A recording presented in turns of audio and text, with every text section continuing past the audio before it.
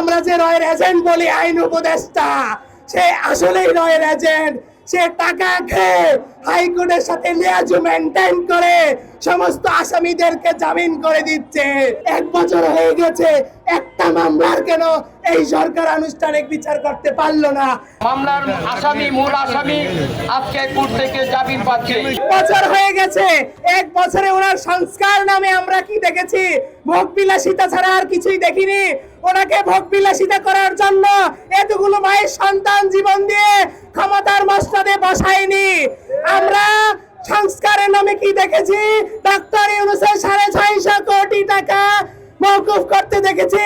সংস্কারের নামে আমরা দেখেছি ডক্টর ইউনূসের শতাধিক মামলা প্রত্যাহার করতে দেখেছি। সংস্কারের নামে দেখেছি ডক্টর ইউনূসের ম্যান পাওয়ার লাইসেন্স পেতে দেখেছি। সংস্কারের নামে আমরা দেখেছি ডক্টর ইউনূসের আগামী 10 বছরের ট্যাক্স মওকুফ করতে দেখেছি। সংস্কারের নামে আমরা দেখেছি ডক্টর ইউনূসের গ্রামীণ ইউনিভার্সিটি। তারা তাদেরটা 16 আনা বুঝে নিচ্ছে। আমাদের দুঃখ নাই, কিন্তু আমাদের দুঃখ তাদেরকে যারা জীবন দিয়ে ক্ষমতার মসনদে বসাইলো, তারা সেই শহীদদের বিচারের জন্য কি করেছে? আজকে 1 বছর হয়ে গেছে।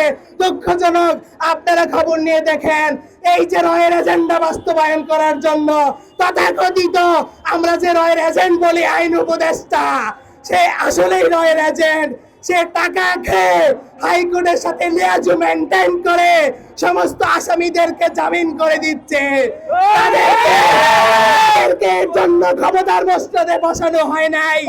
যেই কথা উপদেষ্টা আছে, অবিলম্বে অবিলম্বে অবিলম্বে আইন উপদেষ্টাকে পদত্যাগ করতে হবে, না হলে তাকে শহীদ পরিবার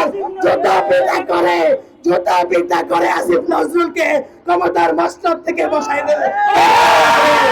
এই রায়ের এজেন্ডা বাস্তবায়ন করার জন্য, এই ঘুষখোর আসিফ নজরুলকে এতগুলো মায়ের সন্তান তাদের জীবন দিয়ে ক্ষমতার মসনদে বসায় নাই। আজকে আমরা এখানে এসেছি কেন? আজকে আমরা 1 বছর হয়ে গেছে, একটা মামলার কেন এই সরকার আনুষ্ঠানিক বিচার করতে পারলো না? সে ব্যর্থ সরকার হিসেবে নিজেদেরকে মানুষের কাছে দিন দিন ব্যর্থ সরকার হিসেবে পরিচয় করতেছে। তারা আজকে বিচার নিয়ে একটা মামলার আনুষ্ঠানিকটা বিচার হয়েছে না আনুষ্ঠানিক বিচার কার্য শুরু করেছে। তারা নিজেদের 16 আনা ভোগ বিলাসিতা আর প্রটোকলের জন্য ক্ষমতার মসনদে বসেছে। আজকে শহীদের হত্যার বিচারের জন্য কেন আমাদেরকে রাস্তায় নামতে হবে? একটা মামলা যদি দৃশ্যমান থাকে, আমার ভাইয়ের মামলার আসামি দেখা যাচ্ছে, সেই আসামিকে আইন উপদেষ্টার মদদে 5 কোটি টাকার লেনদেনে সেই আসামিকে জামিন দিয়ে দিয়েছে। তাহলে বলেন, রাষ্ট্র কি বিচার করবে?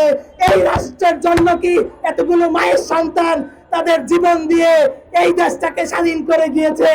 আমরা আজকে অবিলম্বে যেই কোর্ট থেকে বৈষম্য বিরোধী ছাত্র আন্দোলনের হত্যা মামলাগুলোর জামিন দিয়েছে, সেই বেঞ্চের বিচারপতিদেরকে বহিষ্কার করতে হবে, তাদেরকে বরখাস্ত করতে হবে, আইন উপদেষ্টাকে আজকেই পদত্যাগ করতে হবে। আমরা এখানে পরে অবস্থান কর্মসূচি পালন করব। তো কষ্ট করেও যে আসামিকে গ্রেফতার করছে, সে গ্রেফতারের মামলার আসামি, মূল আসামি আজকে কোর্ট থেকে জামিন পাচ্ছে। তাহলে আমরা ভিডিও ফুটেজ আছে, অসংখ্য প্রমাণ আছে সারা বাংলাদেশে। আমি শহীদ পরিবারের পক্ষ থেকে একটি কথা বলতে চাই এবং আহত পরিবারের পক্ষ থেকে একটি কথা বলতে চাই। তাহলে আপনারা বিচারের জন্য কি কাজ করছেন? আপনারা কি এই জুলাই আগস্টে যে সমস্ত ব্যথাঘাত সৃষ্টি হয়েছে, আজকে আমরা আপনাদেরকে বিশ্বাস করেছিলাম, যে ভালোবেসেছিলাম যে আপনারা একটা সুস্থ বিচার করবেন এবং সেই বিচার মানুষ সারা বাংলাদেশ নেই এবং সারা বিশ্ব একটা সন্তোষজনক বিচার করবেন। আজকে আসলে তার কোনো অগ্রগতি আমরা পাচ্ছি না। কেননা আমাদেরকে এতদিন দলচাতুরি করে আমাদেরকে বোঝাই রেখেছেন। আজকে আমরা যখন দেখি 2 মাস আগে কোর্ট থেকে জামিন পেয়ে আমরা যারা ভিকটিম পরিবার, যারা আমরা মামলা করেছি, যাদের বিরুদ্ধে আমরা মামলা করেছি, তারাও আমরা জানতে পারি নাই। আপনারাই বলে যাদেরকে আমরা যখন বলি যে কেন আসামিদেরকে আপনারা জামিন দিয়েছেন, তখন বলে উপরের নির্দেশনায় আমরা জামিন দিয়েছি। আসলে উপরের নির্দেশনা আমরা বলতে বুঝি স্বরাষ্ট্র উপদেষ্টা এবং আইন উপদেষ্টা, স্বরাষ্ট্র সচিব, আইন উপদেষ্টা সচিব, এগুলিতে আমরা বলি। কিন্তু আসলে দেখেন, আমরা কিন্তু আদৌ পর্যন্ত বিচারের জন্য কোনো অগ্রগতি হয় নাই, কোনো বিশ্বমান হয় নাই। কিন্তু আসলে আমাদের কষ্ট লাগে।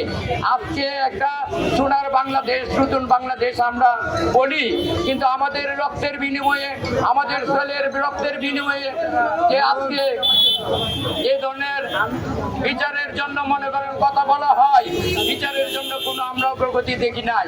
আসলে অনেক কষ্ট লাগে, অনেক কষ্ট লাগে, দুঃখ লাগে। আমরা চোখের পানি শুকিয়ে গেছে। আমরা কি করতে পারি? আপনাদেরকে 1 বছর আমরা সময় দিয়েছি। আমরা বারবার অনুরোধ করেছি, বারবার বলেছি যে আমাদের একটা এই সরকার আমাদের সরকার এই জন্য এই বিচারটা যেন পরিপূর্ণ করতে পারে।